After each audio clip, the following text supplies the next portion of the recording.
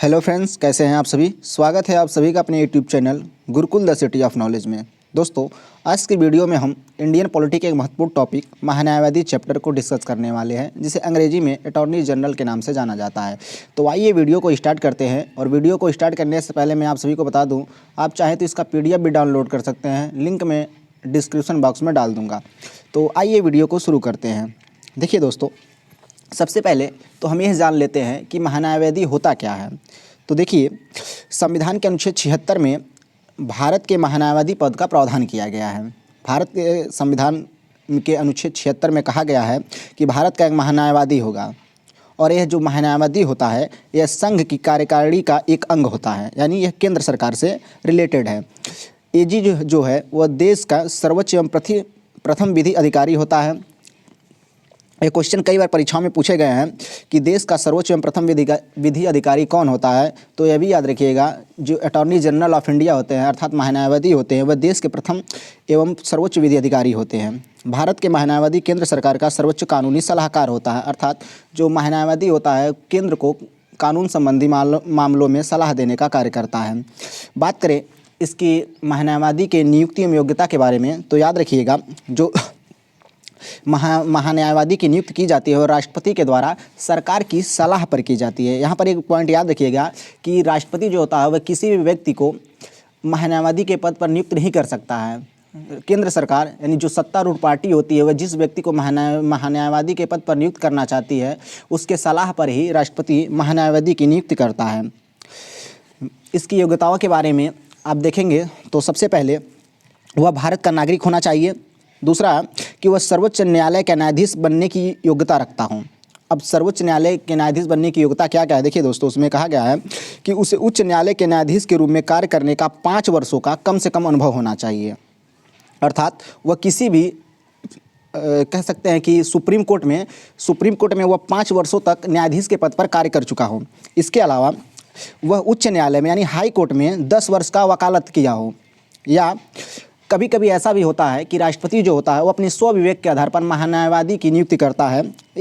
यह उसकी स्वविवेक संबंधी शक्तियाँ होती हैं जो उसे अपने अनुसार न्यायिक मामलों के योग्य व्यक्ति को महान्यायवादी के पद पर नियुक्त करने का अधिकार प्रदान करती हैं।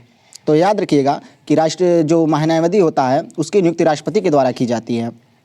अब बात करें कि महान्यायवादी का कार्यकाल कितने वर्षों का होता है, तो देखिए, भारतीय संविधान में महान्यायवादी के जो कार्यकाल की सीमा है वह तय नहीं की गई है।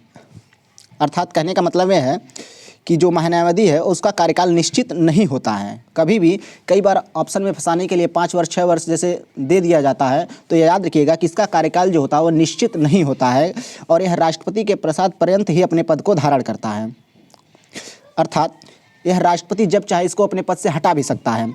महान्यायवादी चाहे तो अपना त्यागपत्र राष्ट्रपति को दे सकता है। और बात करें इसको निष्कासन के लिए कि कैसे महान्यायवादी को उसके पद से हटाया जा सकता है, तो देखिए, महान्यायवादी को हटाने की प्रक्रिया जो है वह संविधान में नहीं बताई गई है, क्योंकि यह राष्ट्रपति के प्रसाद पर्यंत ही अपने पद को धारण करता है। इसीलिए इसे राष्ट्रपति के द्वारा किसी भी समय हटाया जा सकता है। और बात करते हैं कि महान्यायवादी के कार्य क्या होते हैं, उसके कर्तव्य क्या है। तो देखिए, ऐसे कानूनी मामलों पर जो भारत सरकार को सलाह देना जो राष्ट्रपति उसे भेजे, यानी राष्ट्रपति कोई भी ऐसा मामला महान्यायवादी को भेज सकता है जिस पर वह केंद्र सरकार को अपनी सलाह दे सकता है।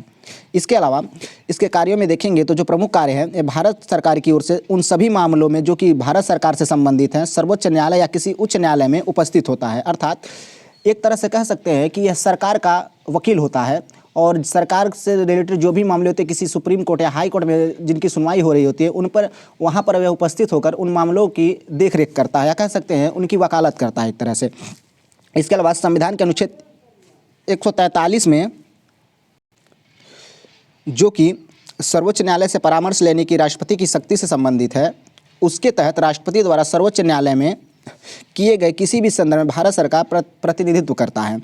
संविधान या किसी अन्य, इसके अलावा बात करते हैं कि जो अन्य कार्य इसके हैं, तो संविधान या किसी अन्य कानून द्वारा उसे प्रदान कार्यों का निर्वहन करना, यानी सरकार जो भी कार्य से प्रदान करती है या राष्ट्रपति जो भी कार्य से सौंपता है उन कार्यों का निर्वहन करना भी इसका एक प्रमुख कर्तव्य है। तो यह महान्यायवादी के कर्तव्य एवं कार्य। अब बात करते हैं कि इसकी अधिकार और सीमाएं क्या हैं, क्योंकि जो भारत का महान्यायवादी ये पद है, यह संविधान में एक बहुत ही प्रतिष्ठित पद है और एक बहुत बड़ा पद है। केंद्र सरकार में सबसे बड़ा विधि अधिकारी का पद होता है, इसीलिए इसको कुछ अधिकार दिए गए हैं। तो देखिए, इसे वोट देने के अधिकार के बिना संसद के दोनों सदनों या उनकी संयुक्त बैठक में संसद की किसी भी समिति की कार्यवाही में बोलने तथा भाग लेने का अधिकार है, जिसका वह सदस्य नामित किया गया जाता है। देखिए, यह संसद की कार्यवाही में तो भाग ले सकता है, लेकिन इसे जब संसद में कोई बिल लाया जाता है जिस पर वोटिंग की जाती है, तो इसमें वोटिंग करने का अधिकार इसको नहीं दिया गया। लेकिन वह किसी भी सदन में बोल सकता है और उसकी कार्यवाही में भाग भी ले सकता है। इसके अलावा यह उन सभी विशेष अधिकारों और अनुमतियों का हकदार होता है जो संसद सदस्य को प्राप्त होता है। अर्थात भारतीय संसद के जितने भी सदस्य जो लोकसभा या राज्यसभा है, उनको जो भी अधिकार एवं अनुमतियाँ दी गई हैं, वे सभी अधिकार एवं अनुमतियाँ महान्यायवादी को भी प्रदान की गई हैं। हालांकि उसे भारत सरकार के खिलाफ किसी मामले में सलाह या संक्षिप्त जानकारी का अधिकार नहीं है। यानी यह जो सत्तारूढ़ पार्टी होती है, जो सरकार होती है, उसका किसी भी कोई जानकारी कह सकते हैं, जो गुप्त जानकारियाँ होती है, उसे किसी भी व्यक्ति से साझा करने का अधिकार इसको नहीं प्रदान किया गया है। क्योंकि यह ऐसा इसलिए किया गया क्योंकि वह वर्तमान जो सरकार होती है उसका ही एक प्रमुख अंग होता है। देखिए, इससे अलावा एक महत्वपूर्ण बिंदु और है दोस्तों, इसको याद रखिएगा कि इसके कार्यों की सहायता करने के लिए भारत संविधान में एक भारत के सॉलिसिटर जनरल का पद बनाया गया है, जो इसके कार्यों में इसकी सहायता करता है। कई बार ऐसा भी होता है कि जब इसके ऊपर कार्य जो होता है अधिक बढ़ जाता है, यानी जो कार्य का भार होता है जब अधिक हो जाता है, तो ऐसे में अपने कार्यों का अकेले निर्वहन करना इसके लिए बहुत कठिन होता है। तो ऐसी स्थिति में भारतीय संविधान के द्वारा एक भारत के सॉलिसिटर जनरल का पद बनाया गया है, जो इसके कार्यों में इसकी सहायता करता है। तो दोस्तों, यह था आज का हमारा वीडियो, जो कि महान्यायवादी टॉपिक से संबंधित था। तो वीडियो आप सभी को कैसा लगा हमें कमेंट बॉक्स में ज़रूर बताइएगा। तो आज की वीडियो में बस इतना ही, मिलते हैं अगले वीडियो में, तब तक के लिए धन्यवाद। जय हिंद दोस्तों।